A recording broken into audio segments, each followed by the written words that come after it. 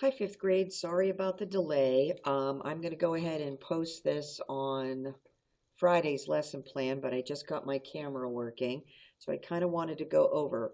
Remote, you're a little bit ahead of us now. You've pre-read this and answered the questions. So we're going to look to see how getting both cohorts back. I understand some of you are coming back from remote, some of you are staying. I actually have some that are moving from cohorts onto the remote line. So I'm going to have to try to catch them up. So I hope that you kind of bear with me a little bit.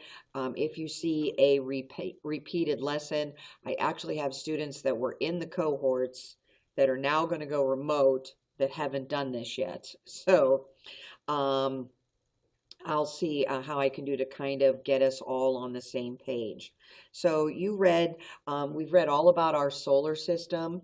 We started with our galaxy, the Milky Way, and we found this little solar system that consists of a sun and about 8 planets. It used to be 9, but now we moved one of our planets into this section here, section 3, about asteroids, meteors, comets, and moons.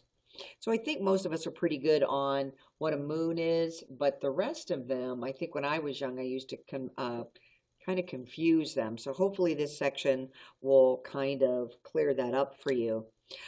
Your focus is you're going to know the difference between all of these. Look at this, a meteor, a meteoroid, and a meteorite. Depending on who you listen to, sometimes they are used interchangeably. So I highlighted that an asteroid is actually a rocky mass that revolves around the sun. It's called an asteroid. Now we know we have the asteroid belt between Mars and Jupiter, and kids today are actually learning now about the Kuiper belt that exists beyond our planet Neptune. Why is the gravitational force of Jupiter important to Earth? I believe that Jupiter's gravity, excuse me, holds holds asteroids into place.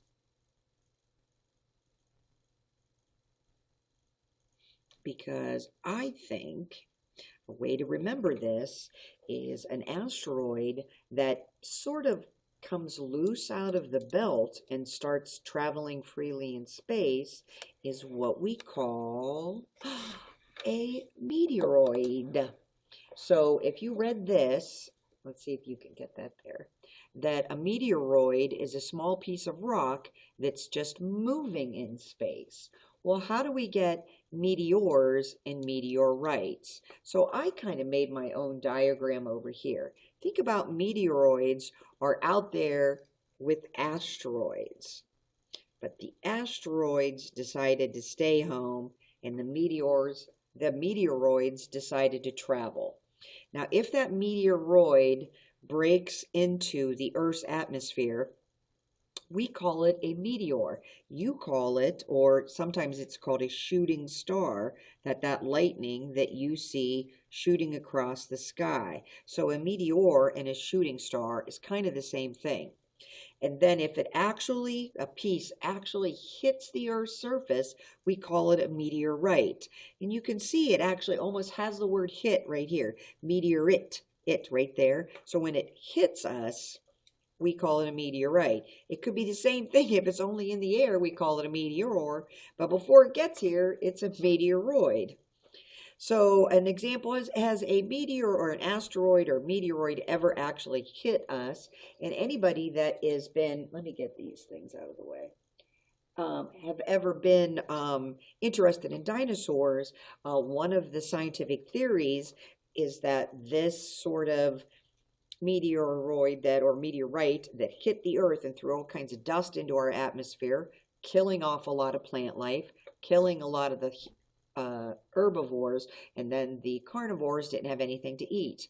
Another thing that I read one time was that all of the eggs were of either male or female, I can't remember which one it was, so we didn't really couldn't get other dinosaurs. So let's take a look at this. It asks you to calculate it, see what kind of damage it can actually do. The diameter of this crater may be 24 times larger than the diameter of the meteor that actually formed it. So let's measure the crater from point A to point B, then measure the circles and draw an X on the one that best probably represents the meteor. So let's measure from here to here, and I have about 17 millimeters. So I'm going to call that 170 millimeters. So 170 millimeters, and it's 25 times bigger. So I would have to divide that by 24. And that's going to be around 7 millimeters. So I would have to find this crater here, and I'm just going to go, and if you're real careful, this one is only about 5.5. This one looks to be about 7, so I had to put my X right there. But you can see, because it's flying through the sky, can really do some damage there. This is a meteor crater in Arizona that was formed by a meteorite impact. There's that IT there. Okay, so we basically have asteroids are home. Meteoroids decide to go traveling. So if an asteroid were to break loose, this is why Jupiter's gravity holds them all in there. And then it's only when it kind of breaks our atmospheric barrier that we call it a meteor or shooting star. And then if it hits, we have meteorite IT. So meteor, don't get worried. This stuff hits the Earth constantly, every day. It's just when it becomes really large that we take notice. And I think we have some technology now where we know and we can see and we can plan and mathematically calculate what where it's going. All right, so what's the difference between maybe an asteroid, a meteorite that goes, an asteroid that goes traveling, which is a meteor, and a comet? Well, over here it says that a comet, it has more ice and dust, so it's not really a rocky boulder. And down here, a rocky matter, it freezes and it passes, and it's stretched out, it has an elliptical path, so you can kind of predict them. There's one famous one called Halley's Comet that we see every 75 years. You might want to look that up and see when will we see Halley's Comet again. Down here, sometimes, certain times of year, a meteor shower takes place. Now remember, over here, a meteor is when it kind of comes through our atmosphere. Well, what does that have to do with a comet? Well, how does that occur is because Earth passes through when we're going and we're revolving. It sort of passes through this part of it, leaving all of those little chunks of whatever's in there kind of passes through our atmosphere. So this is what it asks you right here. What causes a meteor shower? And you could say when Earth passes through the tail of a comet. Now you could keep going if you wanted. The debris ends up in our atmosphere, but I think that's pretty good. So let's turn the next page. Now we have dwarf planets, and we have poor Clyde Tombaugh here with his telescope, and he discovered Pluto, and for the longest time Pluto was a planet. And you can see that we no longer consider Pluto a planet. And if you look at sort of all of how the planets are all lined up, and then there's Pluto's orbit, and it's a little tilted. And if we're going to consider Pluto a planet, then there's a lot of small circles out here. So we're going to have to add a lot of planets if we decide to keep Pluto a planet. There's actually a planet between Mars and Jupiter called Ceres. It has a specific shape. So let's go up here and see if we can highlight and see.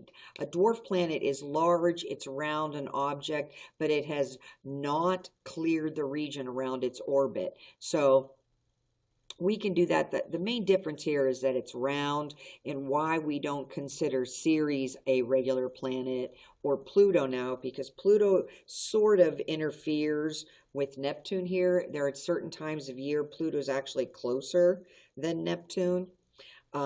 Ceres also has a lot of other asteroids with it, so that's why we consider Ceres a dwarf planet, but it's round. Some of the asteroids don't have a round shape. So that's the difference between why Ceres is considered a dwarf planet and not an asteroid, because it's more round. They are continue, like there's Maui, Make, Aries, Quahar. There's a lot of other round shaped asteroids, if you will, coming out back here, that if it's round enough, we're going to start considering them dwarf planets. So let's go and say, in how many more years will Pluto be closer to the sun than Neptune? The next time it's going to occur in 2227. So let's do 2227 minus our current year, 2021, and we have 206 years. So we may not be around for that to occur. Hopefully, who's ever teaching 5th grade science at Hubbard Middle School, we'll kind of talk to them about it. If you did Pluto, I think I only had one person do a Pluto. No, I think I had a remote person do Pluto, and I had one person in here, in a face-to-face do it. That they continue to study Pluto, so it may make its way back into planetary status, but if I had to pick, probably not, because it does have moons, so it do asteroids, but then other asteroids have round things going around them. So if I was a betting girl, I would say no, but they keep telling me that it's other scientists are thinking that they should bring it back. So then what's a moon? And the solar system contains many moons. Where are most of them? Are they on the inner planets or the outer planets? Na, na, na, na, na. They are on the outer planets. You may remember that a moon is a natural object that orbits or goes around a bigger object than itself, like planets. They're round. They often are round, but not all of them. We just learned today that Saturn has some oddly shaped moons. They're different from one another. Titan has an atmosphere. Jupiter's moon Io has volcanoes. There's one called, I think it's either Titan or Triton, that they think might have water on it. If I had to pick which planet looked mostly like a moon, I would say Mercury, because a lot of moons don't have atmospheres, but clearly Saturn's Titan does. So how are moons and asteroids alike, and how are they different? I would say they are rocky mass that revolve around larger objects. Okay, asteroids around a sun or a star, and moons, I'm running out of room here, go around planets. Another thing might be that it says that moons often are spherical around, asteroids usually aren't. If you're an asteroid and you get round enough, they usually move you into a dwarf planet category. So how can you tell the difference between a comet and a star? I would say a star, and this is going to be kind of weird, stays in the same place. And that's kind of weird because we learned that stars don't really stay in the same place. They go around Polaris, but you understand that a comet can't be seen. It can be seen moving night to night in the same place. I don't want to say like, but a comet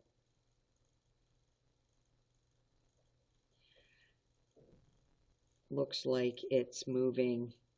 Maybe this will be a better explanation, night to night.